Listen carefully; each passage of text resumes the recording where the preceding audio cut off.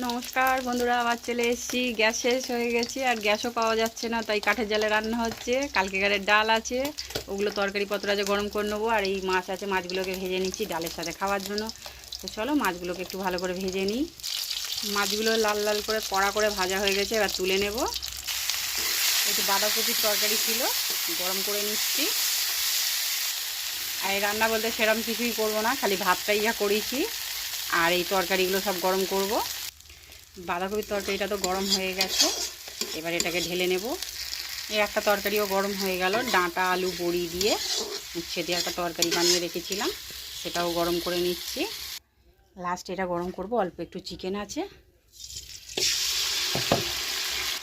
তরকারি পত্রগুলো ফ্রিজে রাখা ছিল, সব বসে হয়ে গেছে। গরম করে না করলে এবার খেতেই পারা যাবে না, তাই একটু গরম করে নিচ্ছি। তো বললাম আজকে রান্নাই কিছু করিনি, শুধু এই তরকারি গরম করেছি আর মাছ ভাজাই করেছি। চলো তরকারিটা গরম করে নিই। চিকেনটাও গরম হয়ে এসেছে, আর একটু শুকনো মতন করে নেব। তো আমার মতন এই গ্যাস পাওয়া যাচ্ছে না, কারা কারা কমেন্ট করে বলো যে কাঠের জালে রান্না করে খাচ্ছ গ্যাসের জন্য। আমার তো ঘরে গ্যাস নেই। আর আমার এই উনুনটা কেমন হয়েছে একটু বলবেন, এটা আমি নিজে তৈরি করেছি, অতটাও ভালো তৈরি করতে পারি না। তো বিপদের বন্ধু হয়েই গেল, উনুনটা দরকারে তো কাজে লেগে গেল। মাঝে মধ্যে আমরা টুকিটাকি রান্না করি, কিন্তু ভাবতে পারিনি যে এরমভাবে গ্যাস চলে যাবে, রান্না করতে হবে। তো চলো তরকারিটা গরম করে নিই তাড়াতাড়ি। সব থেকে ভালো কি জানেন তো, কাঠের রান্না খেলে পারে অম্বল গ্যাস হয় না, কোনো শরীর টরীর খারাপ পড়ে না জানেন তো। আর খাবারও খুব টেস্ট হয়।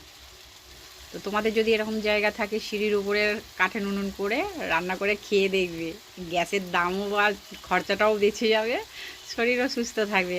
আমি তো এখন ভালোই বুঝতে পারছি, কিন্তু নিরুপায় হয়ে এই পাকা ঘরেতে কি করে করবো, প্লাস্টার হয়নি ঠিকই, তাহলে কালি তো হচ্ছে।